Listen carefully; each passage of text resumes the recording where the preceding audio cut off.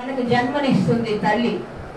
ఎందుకంటే కొంతమంది తల్లులు డెలివరీ అప్పుడు వేరే రకంగా కూడా అయిన కార్యక్రమాలు కూడా మనకు అర్థమవుతాయి. అది ఇప్పుడు చెప్పాల్సిన అవసరం లేదు. కాబట్టి తన ప్రాణం పణంగా పెట్టి మనకు జన్మనిస్తుంది తల్లి. ఆ తల్లి ఎంతమంది బిడ్డలున్నా కూడా ఎంతో ఆనందంగా పెంచుతుంది. కానీ ఆ తల్లి అవసాన దశకు వచ్చినప్పుడు మాత్రం ఆ పిల్లలందరూ వంతులు వేసుకుంటారు, కొన్నాళ్ళు ఇక్కడ కొన్నాళ్ళు అక్కడ అని. కానీ ఆ తల్లి మాత్రం ఎప్పుడూ కూడా ఆ పిల్లల గురించి చెడ్డగా చెప్పదు. అమ్మా, మా పిల్లలందరూ నన్ను చాలా బాగా చూసుకుంటారంటుంది. అందుకే అంటారు మాతృదేవో భవ అని. అందుకే అంటారు మాతృదేవో భవ అని. శ్రీధర్ గారు మాతృదేవో భవ అని ఈ అసోసియేషన్ స్టార్ట్ చేసి ఇలాంటి కార్యక్రమాలు చేస్తున్నందుకు ఆయన మరొకసారి అభినందిస్తూ సెలవు.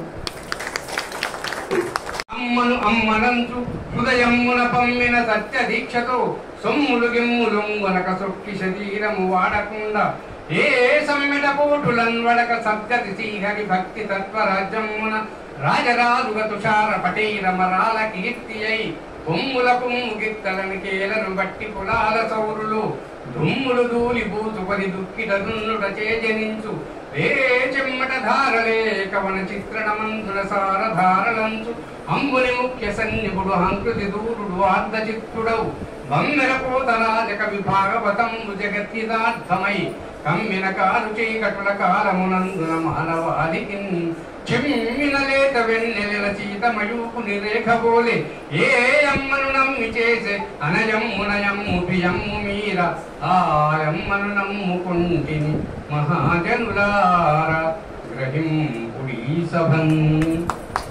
అమ్మడు నుంచి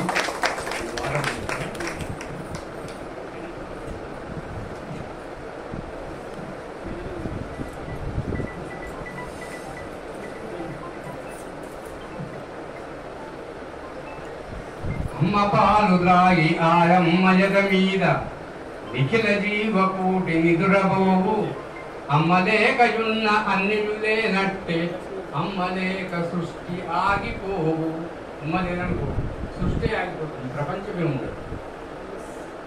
కరుణి కోరికెప్పుడు తల్లి గుండెను పోయ పలికె గుండె రక్తపాతమందు గాలి పడెదవయ్య జాగ్రత్త జనంట కన్న తల్లి ప్రేమగా అంచినాను. కన్న తల్లి ప్రేమ ఎట్లా ఉంటుందంటే మన భార్య మట్టుకొని ఇద్దరికి తీసుకుపోయి తల్లిని గుండె పోస్తాడు, రక్తం ఆడుతుంటుంది.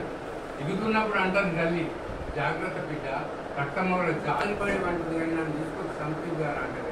అమ్మ యొక్క ప్రేమ అలాంటిదన్నమాట. అట్లా అమ్మగారి గురించి ఒక మాట చెప్పి, నీవు మొదటిసారిగా గర్భాన కదిలినప్పుడు కొడుకు గురించి అంటుంది అమ్మ. నీవు మొదటిసారిగా గర్భాన కదిలినప్పుడు పరమానందం కలిగింది, నన్ను అమ్మని చేస్తున్నావని. నిద్ర రాకుండా కదులుతూ హడావుడి చేస్తుంటే ఉత్సాహం అనిపించింది, హుషారైన వాడివని. నన్ను తీర్చుకొని ఈ లోకంలోకి వచ్చాక మమకారం పొంగులు వారింది, నాకు ప్రతిరూపానివని. నా రక్తాన్ని పాలుగా తాగుతుంటే బోరెడంత ఆశ కలిగింది, అందరికంటే బలవంతుడవని.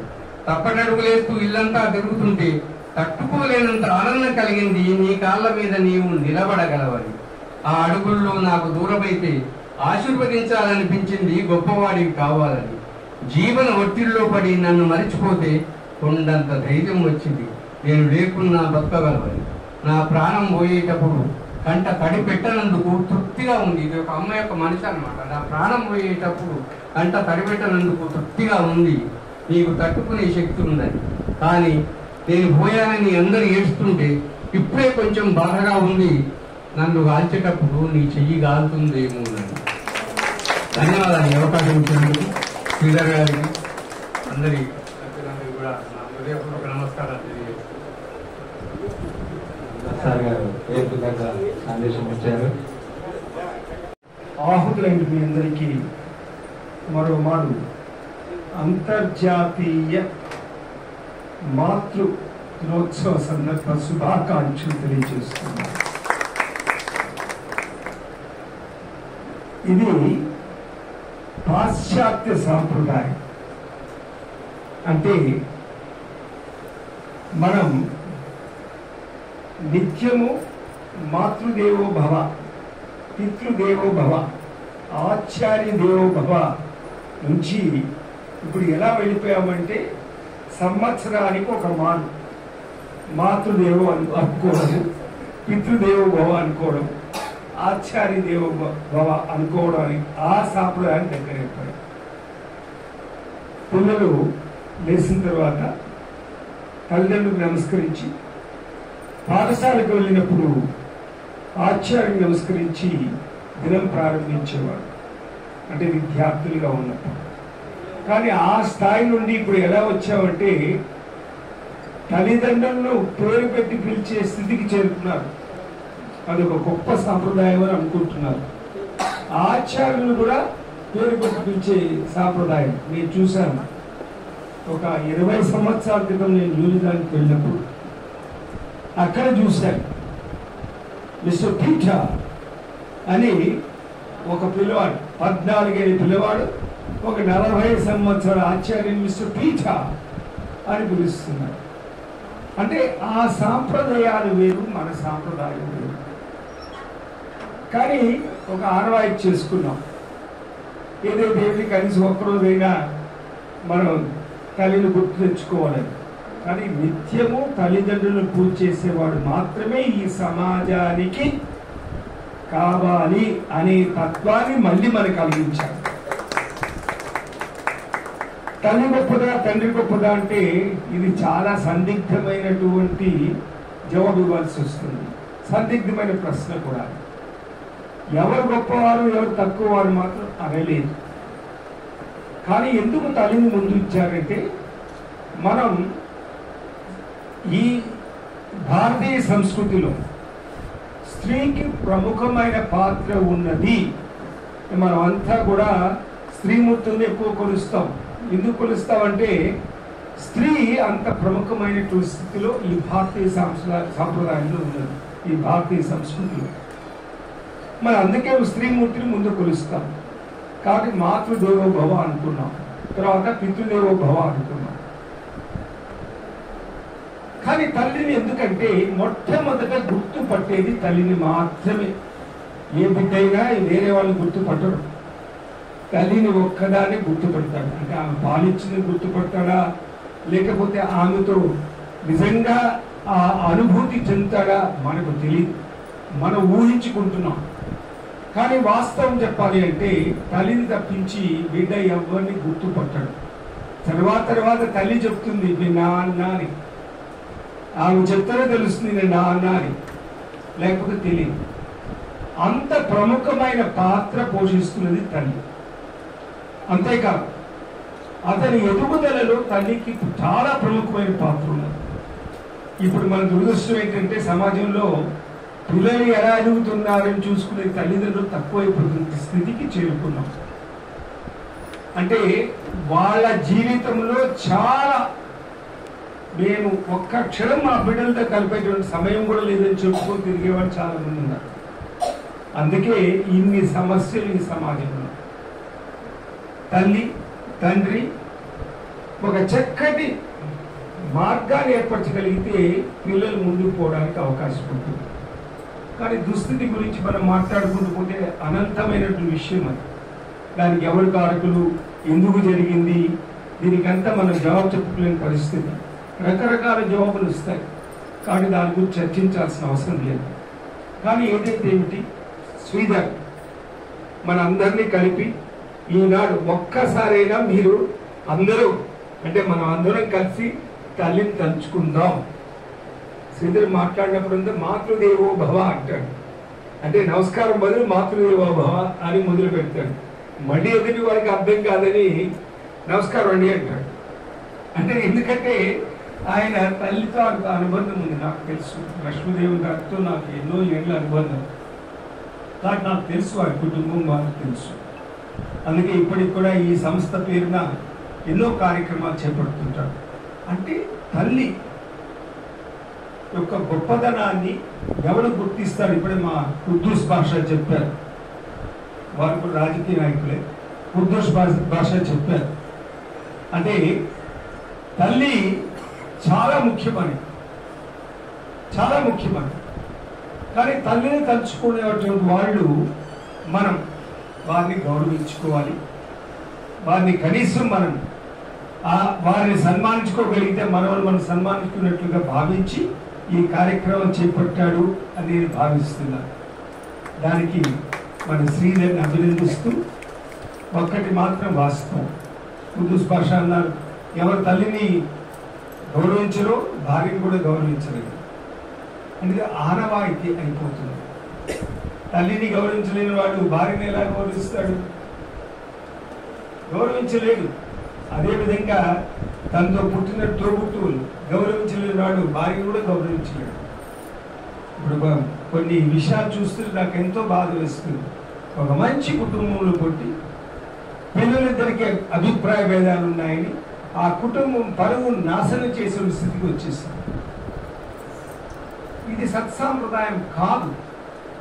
అయినా సమాజం వాళ్ళని చూసి నవ్వుకుంటున్నారు. వాళ్ళకి చెప్పేవాడు ఎవరు లేకుండా పోయారు. నిజంగా బాధ వేస్తుంది ఒకసారి చూసుకుంటుంటే. అంటే ఎందుకు? వాడి తల్లిని కూడా పంచుకునే పరిస్థితికి వచ్చేసారు. ఇప్పుడు ఎలా ఉందంటే అన్నదమ్ములు నువ్వు 2 నెలలు తల్లిదండ్రులు పెట్టుకుంటే నేను 2 నెలలు తల్లిదండ్రులు పెట్టుకుంటాను అనే స్థితికి వచ్చాను. దీనికైనా అఘోరమైన స్థితి నిజంగా మనిషి కోరుకోకూడదు. ఇటువంటి స్థితిని ఎప్పుడు కోరుకోడు. ఎలా పంచుకుంటారండి? కొంతమంది తల్లి నా దగ్గర ఉంటుంది, తండ్రి నీ దగ్గర ఉంటారు. దీనికి ఎంత కారణం ఏంటంటే మనకున్న సత్సాంప్రదాయాలను నాశనం చేసుకుని కొత్త సాంప్రదాయాలు తెచ్చుకుని ఈ స్థితికి చేరుకున్నాం. కాబట్టి ఇప్పటికైనా తల్లిదండ్రులకు నేను మనవి చేసేది ఏంటంటే పిల్లలు సత్సాంప్రదాయం నెలకొల్పడానికి ప్రయత్నం చేయండి అని మనం చేస్తున్నాం. అలా చేయగలిగితే భవిష్యత్ తరమైన ఎంతో ఉన్నత స్థితికి రావడానికి మనం కారకం అవుతాం. లేకపోతే ఇలానే వదిలేస్తే ఇంకా చాలా చాలా ఘోరమైన స్థితికి చేరుకుంటాం. అసలు మనిషి అంటే మనిషి గౌరవించుకునే స్థితి కూడా ఉండదేమో. మనిషికి మనిషి ఇప్పుడే కొన్ని విన్నాను. అవి వస్తున్నప్పుడు మా కుద్దూస్ భాష పెట్టాడు ఏదో.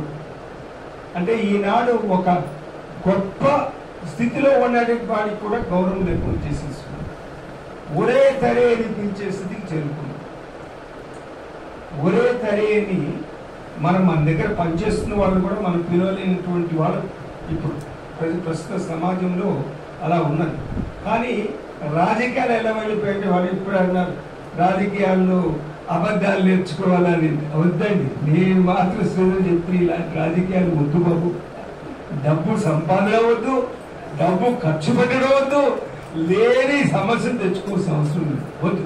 ఈ రాజకీయాలు చాలా నీచ స్థితికి వెళ్ళిపోయింది. అసలు ఎంత నీచ స్థితి అంటే ఒక్కొక్కసారి తల ఉంచుకునే పరిస్థితి, మనమే తల ఉంచుకున్నాం. వినలేనటువంటి మాట.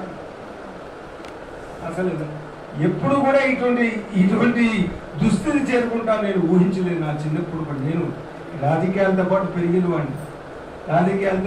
వాడిని, కానీ ఇంత నీచమైన రాజకీయం నేను చూడలేదు. రాను వాడు ఎంత స్థాయిలో ఉన్నా కూడా వాడి మాటను చూస్తే అసలు నిజంగా బాధేస్తుంది. అసలు మనము ఇతరుల గురించి మాట్లాడేటప్పుడు కనీస మర్యాద లేకుండా మాట్లాడే స్థితి చేరుతుంది.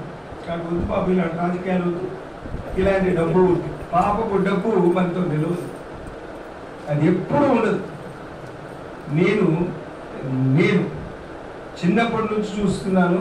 పాపకు డబ్బు సంపాదించిన వాడు ఏమైపోతాడో చూస్తున్నాను. కాబట్టి మనకు చాలు, ఉన్నది చాలు. సంతోషంగా ఇలాంటి మంచి కార్యక్రమం పెట్టండి, నలుగురు కలపండి, నలుగురిని నవ్వించండి, ఇంటికి పంపండి, ప్రశాంతమైన మనసుతో పంపండి, చాలు. కాబట్టి మీరేమనుకోదండి రాజకీయాల్లో చేస్తే బాబు. ఏమి రాజకీయాలు ఇది? తన కుటుంబాన్ని తిట్టించుకునే రాజకీయం మనకు కావాల్సింది. ఆడవాళ్ళ గురించి మాట్లాడేవాడు కాదు ఒకనాడు రాజకీయ నాయకులు ఎవరు కూడా. ఆడవాళ్ళ గురించి మాట్లాడేవాడు.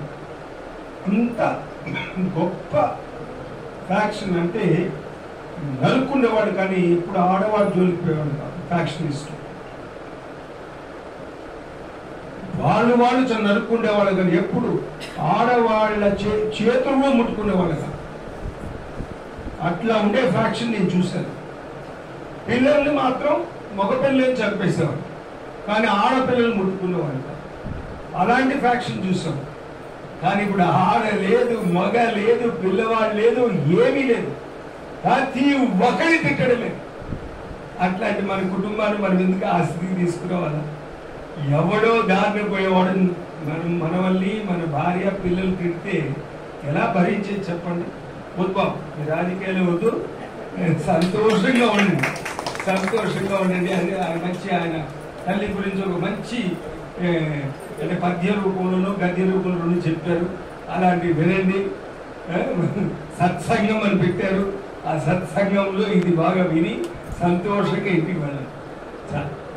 ఏమనుకోవద్దండి, రాజకీయాలని మనకు వద్దండి, రాజకీయాలే వద్దండి. కాబట్టి ఈ తల్లి యొక్క గొప్పదనం, ప్రాముఖ్యత అనేది చెప్పుకుంటూ పోతే ఎక్కడ దానికి అంతం ఉండదు. తల్లి లేని ప్రపంచం లేదని మాత్రం వాస్తవం. మనం కాదు, పాశ్చాత్యులు కూడా నమ్ముతారు. మనం కాదు, పాశ్చాత్యులు నమ్ముతారు. మొత్తం ప్రపంచంలో అన్ని సమాజాలు నమ్ముతాయి. కానీ ఇప్పుడు ఆ మెసపటోమియా సంస్కృతి గురించి నేను అక్కడికి వెళ్ళినప్పుడు చూశాను కొన్ని. అక్కడ దాంట్లో కూడా మనం తల్లి యొక్క గొప్పదనం తెలుస్తుంది. ఇప్పుడు ప్రాచీన కాల సంస్కృతి, అలానే గుజరాత్లో మన హరప్ప మజందర దానికి సంబంధించిన సంస్కృతి చాలా దగ్గర ఉన్నటువంటి సంస్కృతి ఉన్నది. అక్కడ కూడా ఒక మంచి వస్తు ప్రదర్శనశాల ఉంది. వెళ్ళాను, చూశాను. అక్కడ కూడా ఆ రోజుల్లో తల్లి ప్రాముఖ్యత కూడా తెలుస్తుంది. అంటే ప్రాచీన కాలం కావచ్చు, ఇప్పటి కాలం కావచ్చు, నవీన కాలం కావచ్చు, తల్లి యొక్క ప్రాముఖ్యతను ఎవ్వరూ తగ్గించలేదు. తగ్గించాలంటే ఆ సమాజం నిర్వీర్యమైపోయిందని అర్థం. కానీ తల్లి ఇప్పటికీ తల్లినే. తల్లి గొప్పదనమే. దాన్ని ఎవ్వరు ఎన్నిసార్లు మాట్లాడినా, ఏం మాట్లాడినా దాని చుట్టూ మాట్లాడాల్సింది. పరిభ్రమణ. కాబట్టి మరొకసారి మాతృ అంతర్జాతీయ ఎందుకండి అంతర్జాతీయ మన జాతీయ మాతృ దినోత్సవం సందర్భంగా మీ అందరికీ శుభాకాంక్షలు తెలియజేస్తూ శ్రీధర్ ద్వారా మరి ఇప్పుడే చెప్పారు విజయలక్ష్మి గారు నాగు ఉదయలక్ష్మి గారు సహకారంతో ఇలాంటి మంచి కార్యక్రమాలు చేపట్టాలని, మరి వారి ద్వారా సమాజానికి ఎన్ని సేవలు అందించాలని అందించేటట్లుగా శుభాశిస్సులు భగవంతుని వారు నేను ప్రార్థిస్తూ ఇంత చక్కటి కార్యక్రమం రప్పించి మిమ్మల్ని అందరినీ కలుసుకునే భాగ్యాన్ని కల్పించిన మరొకసారి శ్రీధర్కు వారి బృందానికి కృతజ్ఞతలు తెలియజేసుకుంటూ, మరి వేదిక పైన ప్రతి ఒక్కరికి కూడా మరొకసారి నా కృతజ్ఞతలు చేసుకుంటూ సెలవు తీసుకుంటాను. నమస్కారం.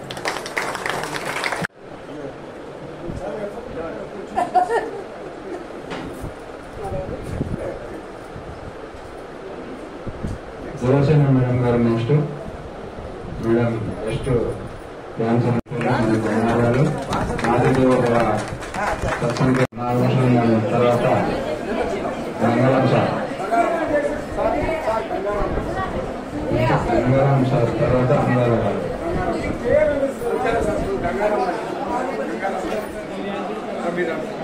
ఎన్విరాన్మెంట్ అడ్వకేట్లు గంగారాం సార్ చైర్మన్ గారు, అతను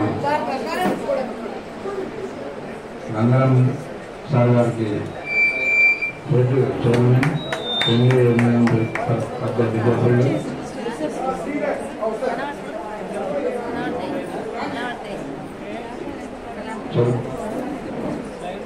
గంగారాం సార్ గారికి ధన్యవాదాలు, శుభాకాంక్షలు.